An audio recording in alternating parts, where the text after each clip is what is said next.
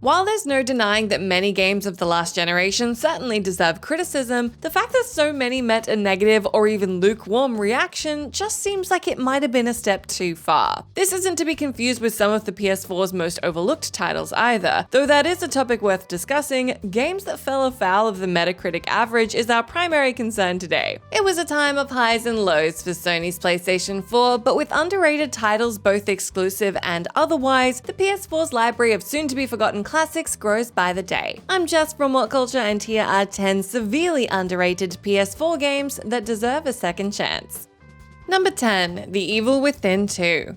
The sequel to 2014's Evil Within might be able to boast a cult following, but it's yet to achieve the mainstream recognition it sorely deserves. Though it isn't without its flaws, this Shinji Mikami sequel is a compelling third-person horror title and one that manages to retain its drive from start to finish with only a few wobbles in between. Yes, those corridor sequences aren't as exciting as the title's earlier moments, but The Evil Within 2 is atmospheric above all else, having picked up 3 or so years after the finale of the first game. It's not a sequel just for the hardcore either, as although the lore is certainly deep, it doesn't take long to get to grips with, lending this particular horror title an appeal others in the genre can lack at times, particularly so once you factor in its intuitive combat mechanics. Number 9. Dying Light.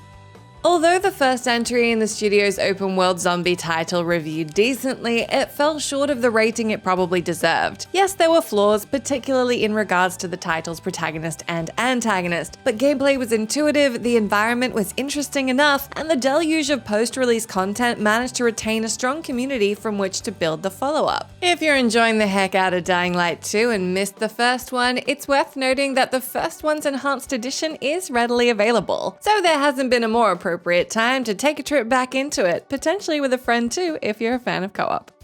Number 8. Sniper Elite 3.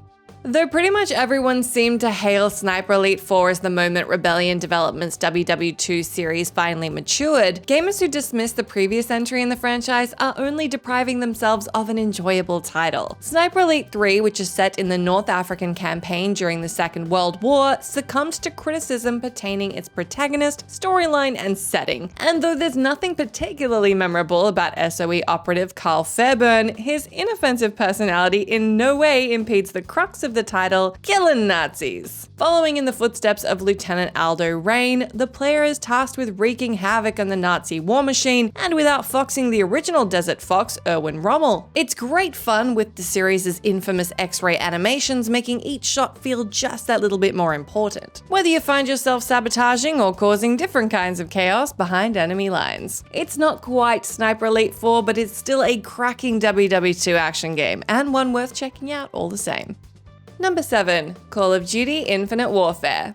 Call of Duty might not be the franchise it once was, but while the series' hardcore audience seemingly rails against the increasing integration of science fiction into the shooter, some of the best entries in the series have placed those elements front and center. Infinite Warfare, the 13th installment in Activision's most profitable franchise, is a testament to that, even if initial backlash to the title persuaded gamers to look elsewhere for their next FPS. Set in the far future, Infinite Warfare came to represent everything the series' hardcore had come to loathe about the franchise. Wall-running jetpacks, lasers, and space combat rounded out Infinite Warfare's mind-bogglingly successful shooting mechanics, and while a glance was enough to put plenty of people off, those that took a chance on the title found a competent, if not slightly overstuffed, shooter lying in wait. Critics, for the most part, seem to agree, with the PS4's edition of the title garnering a 77 rating on Metacritic. Contextualizing this average within past ratings given to COD does, however, illustrate that Infinite Warfare was underrated by both the series' followers and by mainstream outlets more generally. Either that or franchise fatigue had begun to set in. In any case, it seems bizarre that the COD that made innovation a primary concern fell afoul of critics and audiences more so than its less adventurous predecessors. Press F to pay respects.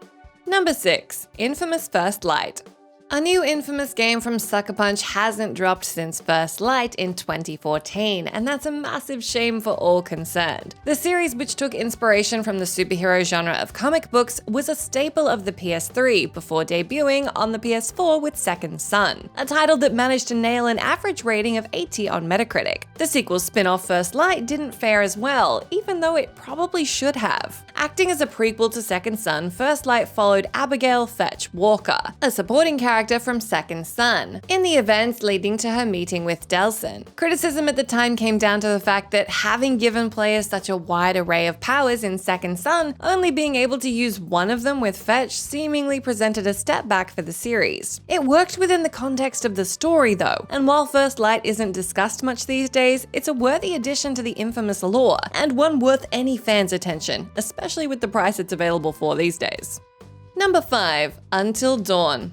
Until Dawn is honestly just about the best horror title the PS4 has. It's one of the best horror titles gaming has, and yet it's not held in nearly as high regard as it should be. Though the game fared well amongst most critics, it fell short of a Metacritic average of 80, sitting just below on 79. Though such a minuscule difference shouldn't denote the difference between a good game and a great one, it's fair to say that Until Dawn's cult status amongst gamers and horror fans in particular has cemented its status as a forgotten classic, and as an IP, Sony have failed to ever properly capitalize on. Any word on Until Dusk at all? A horror title that sides closest to a point-and-click adventure game and should never be spoiled for those yet to play it, Until Dawn features the likes of Rami Malek, Hayden Panettiere, and Brett Dalton as a group of teens set up camp in a house on a haunted hill with a dark past. The game only gets zanier and more terrifying from there on in, with every decision the player makes having the potential to be a matter of life and death. With star power, atmosphere, and horror aplenty, Until Dawn is the must-have exclusive PlayStation owners can't afford to miss.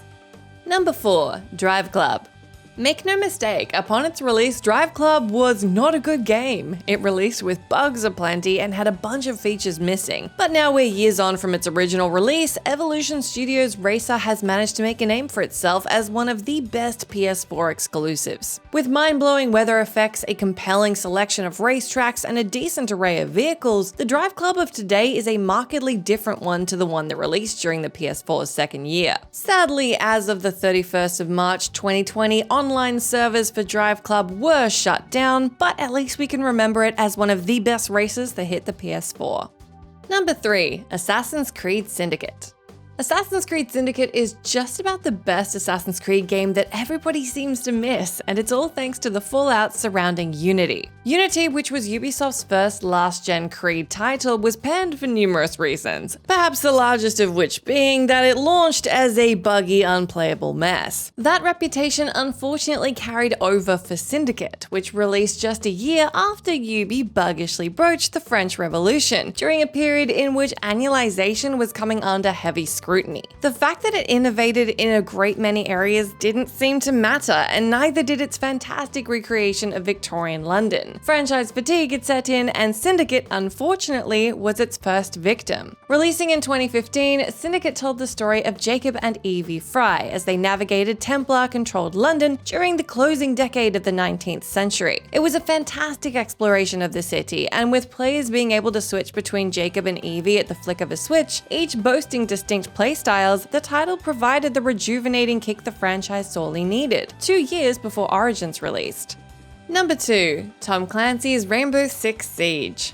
Rainbow Six Siege might not have been the game it is today when it first released, but it's fair to say that a lot of critics wrote it off without giving Ubisoft the appropriate time to develop it as a platform. Today, Siege is something of a phenomenon. There are few shooters on the market as competitive as it, and though the title did divest from the classic Rainbow formula, combat is still tactical, impactful, and uniquely gratifying, finding the perfect balance between hero multiplayer titles like Overwatch and Heroes of the Storm, and the tactical building blocks with which Ubisoft Ubisoft approached each Tom Clancy title before it. Gamers would seem to agree, with Siege having gone from strength to strength since its launch, cultivating a community that numbers in the millions and can always be found on Steam's most played list. A lot of this comes down to the fact that Ubisoft have diligently stuck by the game since its release, producing free DLC every 3 months or so, and providing a reason for players to return each and every time they do. Siege has proven that it's only going to get bigger and bigger. With a roadmap planned for months to come, Ubisoft's essential shooter is showing no signs of stopping, and is bound to exert an influence on military titles currently in development.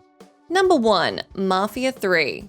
Hangar 13's first foray into the world of 2K's mobster series was anticipated for a whole host of reasons, not the least of which because LucasArts alum and comic book writer Hayden Blackman would be heading development. Together with the rest of 13, who assembled colleagues formerly of LucasArts and 2K Czech, Blackman set out to tell the story of Lincoln Clay, a Vietnam veteran who falls in with the black mob on the eve of the United States' most tumultuous year, 1968. Gameplay-wise, yes, it did leave some things to be desired. The open world looked impressive, but gameplay could get repetitive at times. That said, combat felt fast, impactful, and frenetic, and the overarching narrative surrounding Clay's revenge was among the most compelling the medium had ever seen. Treat Mafia III as a story worth exploring, and it's impossible not to appreciate. Throw in all the DLC for good measure, and taking another trip to New Bordeaux is pretty much a no-brainer, even if it didn't look like an enticing prospect in 2016.